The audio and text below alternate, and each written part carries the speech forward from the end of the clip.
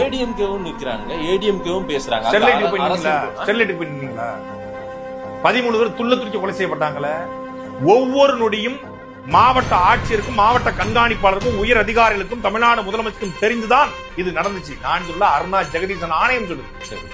அந்த ஆணையத்துடைய அறிக்கையின்படி 13 பேர் துள்ள துடிக்க கொலை செய்யப்பட்டதற்கு அனில் அகர்வாலுடைய உத்தரவின் அடிப்படையில மத்திய அரசு சொல்லி மாநில அரசு தான் இதை நடத்துச்சுன்னு சொல்றாங்க. இங்க வந்து துடிக்கிற நீங்க ஏன் அங்க துடிக்கல? கொடநாட்டுல 5 கொலை நிகழ்ந்திருக்கு. யார் காரணம்? உங்களுடைய அம்மா, உங்களுடைய தானை தலைவி, உங்களுடைய பொன்மன செல்வி, தங்க தாரகை.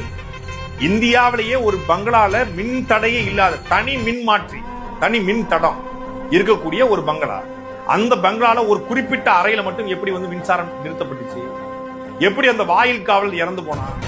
இன்னொரு வாயில் காவலனுக்கு என்ன ஆச்சு? எப்படி சிசிடிவி ஆபரேட்டர் இறந்து போனா? ஜெயலலிதாவுடைய கார் ஓட்டுநர் கனகராஜ் எப்படி கரெக்டா ஒரு வாரத்துல சாகுறாரு? அதுக்கப்புறம் அவருடைய அந்த கொலை சம்பவத்தில் ஈடுபட்ட கேரளாவை சார்ந்த நபருடைய சயனுடைய மனைவி பிள்ளைகள் எப்படி வந்து ஆக்சிடென்ட் ஆகுறாங்க? தொடர்ச்சி 5 கொலைகள் எப்படி நடக்குது? இதுவரைக்கும் ஒரு வார்த்தை கூட திமுகவும் பேசுற, அதிமுகவும் பேசுற, பாஜகவும் பேசுற. உங்க மனிதநேயம் அந்த சிசிடிவி ஆபரேட்டர் தினேஷ் கிடையாதா? அந்த ஓம் பகதூர் காவலாளி கிடையாதா? அந்த கார் ஓட்டுற கனகராஜ் கிடையாதா? எப்படி அது? அதெல்லாம் மனிதநேயம் கிடையாதா?